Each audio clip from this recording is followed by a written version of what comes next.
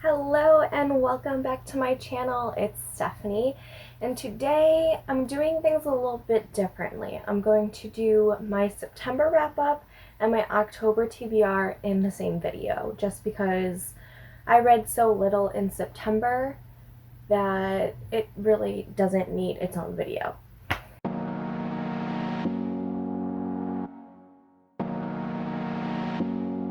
Okay, so for September, I finished reading 4 books, which doesn't sound all too bad, but 3 of those were in the last week alone.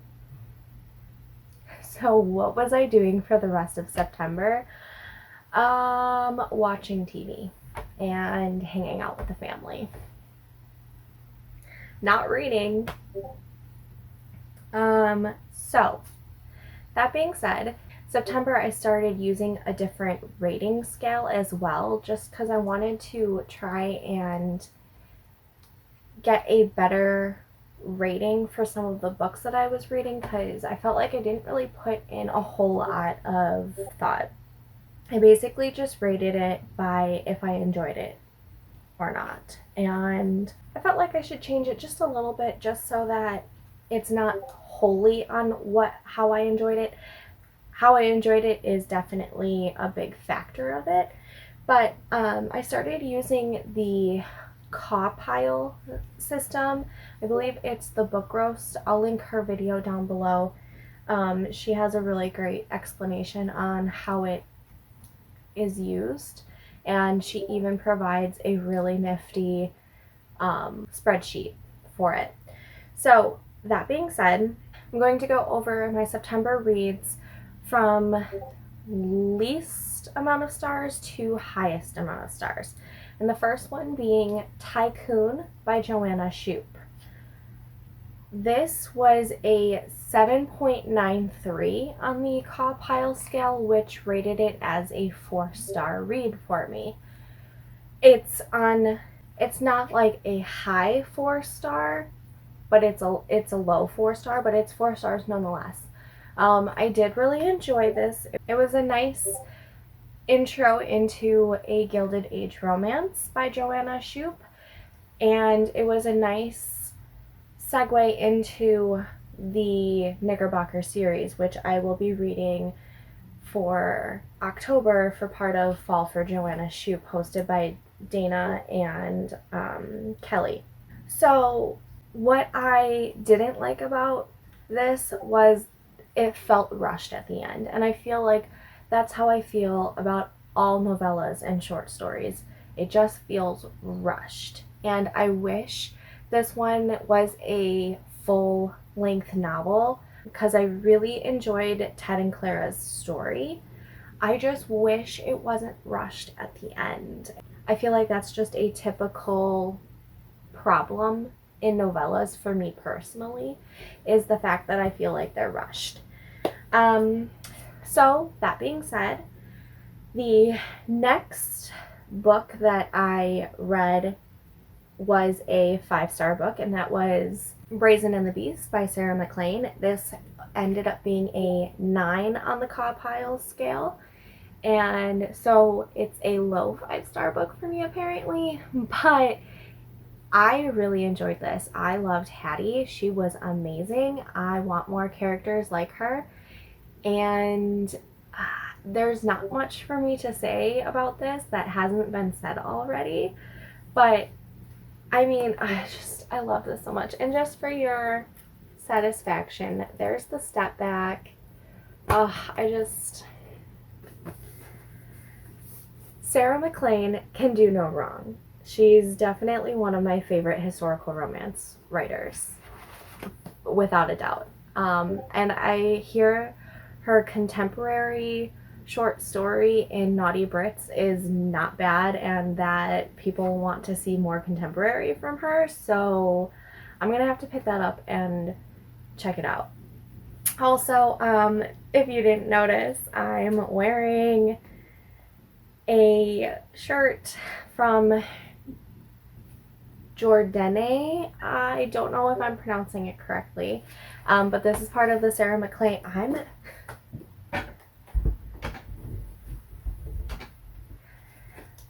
Okay. This is part of the Sarah McLean collection, and I'll also leave a link down for this if you're interested, but I freaking love this. Anyways, so this was the second book that I completed. The third book ended up being a 9.21 on the Cowpile scale, which it can only go up to 10. And that was a 5-star read for me, and that was The Highwayman by Kerrigan Byrne. And let me tell you, it takes place in Scotland for the majority of the novel. There's a kidnapping, there's a mistaken identity, there's so much in this novel that I loved so much, and I heard so many great things about this, and I finally decided to pick it up while I was doing the Kindle Clear Out readathon, and it did not disappoint. If you have not read it yet, you need to go read it. And then the last book that I read in September was the highest rated book of September for me, and that was a 9.36 on the Cowpile scale, which is a 5-star read, and that was The Beast of Beswick by Amelie Howard. And I've been told to read this for months. For months. Dana's been yelling at me to read it, and I finally picked it up, and I should have just listened to her right from the get-go because it was so good. So good. So I highly recommend that one as well. So now that we've gone through the 4 books that I read in September, let's get going to the books that I want to read in October. So first things first, in October I would like to finish up Mexican Gothic by Sylvia Moreno Garcia and Her Fearful Symmetry by Audrey Niffenegger. I did start these in September, I just never finished them in September. I'm about 4 or 5 chapters in on this one, and I'm about 30 pages in on this one.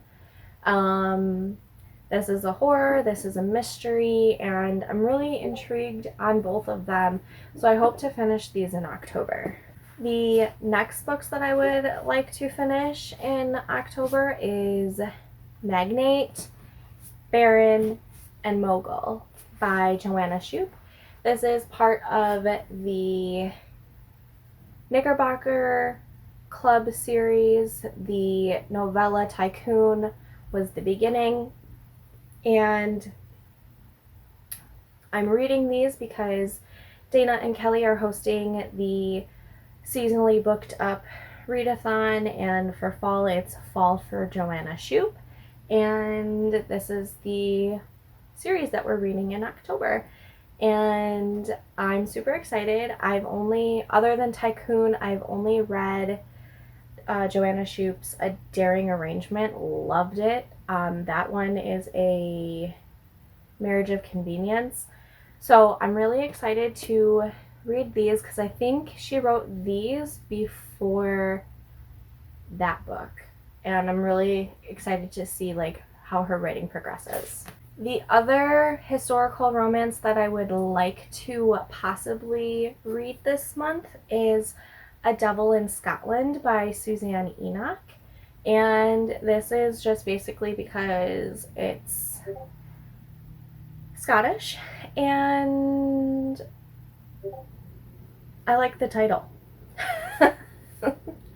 The title, The Devil, or A Devil in Scotland, just kind of screams, hey, read me in October. So I have no other reasoning as to why I want to read that. And then this one is historical romance, but it's also paranormal.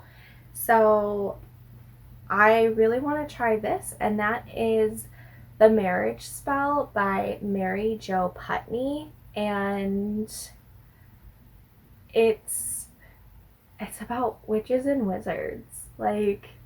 Yes, please. I did not know that historical paranormal romance was a thing. Like historical romance with paranormal elements, I didn't know it was a thing. And I really want to experience that in October. So I'm going to be reading this.